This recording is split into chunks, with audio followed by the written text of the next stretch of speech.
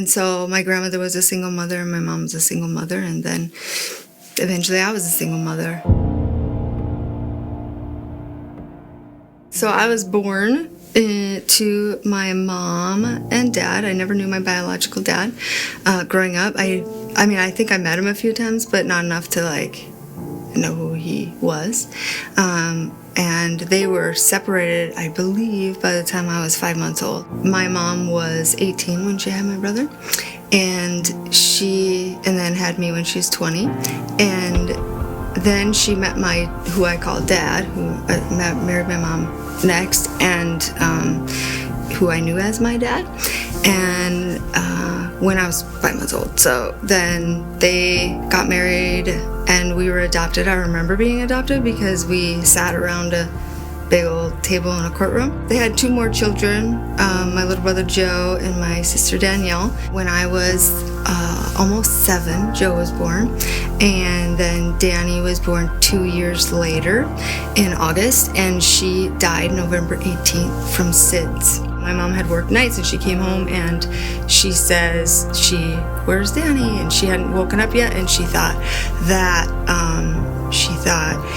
SIDS right away because she's a nurse. And then she's like, no, goes in there, and she said she was purple.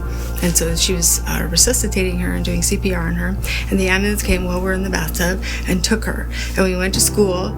And so we went to school like usual. And like an hour into school, we get, called down to the office ready to go home. And we get outside, my older brother and I, and it's my mom's best friend who's picking us up. And we're like, where's my mom, And she's like, oh, she's at home. And I was like, where's Danny? Because we asked right away because, I don't know, we're just like, what's up? And she's like, well, let's just go home. And so we go home and everybody's in our house sitting around the table and my parents are standing here. And my dad says, Danielle died this morning. So after my sister died, then my mom had a lot of depression and my parents got divorced, and it felt like dark in our house and quiet. Christmas changed and everything got heavier. From that time, then my dad was an alcoholic, and I don't know that he was drinking at that time. Maybe he had been sober, but started drinking again, and then eventually he was just gone. I don't remember when he left, but he was just gone. And she struggled a lot with that, and working and trying to keep the house and trying to take care of us, and the school's calling because my brothers aren't doing whatever, and the bank's calling, all of these things, and she's just trying to hold it together. Then my mom's best friend moved in, and she lived in the basement with her 2 kids who were older. My mom's best friend was 10 years older, to help her keep the house. So we grew up with a single mom, and the whole time, and it was just kind of normal to us because my grandmother was also a single mom, and she was a single mom when that was not a thing. Another thing is my mom was single, my mom's best friend was single, my aunt was single, and my grandma was single. So all the women were single. And it kind of felt like being Dumbo in the middle of all the mama elephants, because they're just sort of leading the way, and you're just watching these women and there aren't men around, and if they are, they treat them like they're weak. My dad wouldn't always show up to pick us up, or he was pretty inconsistent, but my mom always would be like, oh, your dad, waiting. I think that affected my brothers more because they just have different personalities than I was like, I never really expected him to show up, which in turn hurts me later when I really don't expect men to show up. Then when I was 15, almost 16, probably 16, when I started dating my first husband. And I had actually had a boyfriend before that I really liked, and broke up with me, and so I was kind of brokenhearted, and my whole life kind of shifted because all the friends went this way or that way, and a lot of things changed because we were together for 2 years.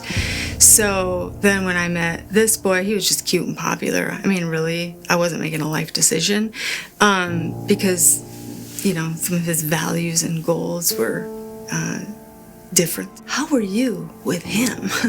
I was like, well, I was 15 and he was cute. That's about it. I was not planning a future and whatever. And right after my 10th grade year, I got pregnant and I was like super sick. So this is what's cool about my mom, because she pays attention to. One day I was brushing my teeth and she was going to the bathroom and she said, you know, you've been home a lot. So you doing okay? And I was like, yeah, I'm okay. And she's like, you're not pregnant, are you? And I was like, yes. And she's like, you are? I'm like, pretty sure. And she said, did you take a test or whatever? And I was like, no, but I just threw up. And it was like maybe 2 months in. So it wasn't super far into, but I was very sick.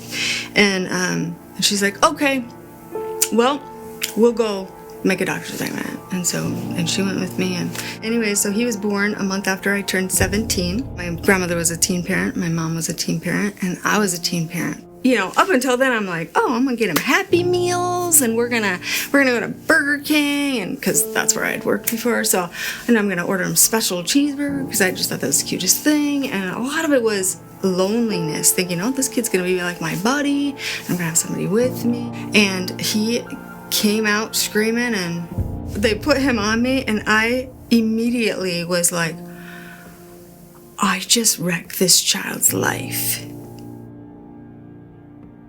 And so my grandmother was a single mother and my mom was a single mother, and then eventually I was a single mother.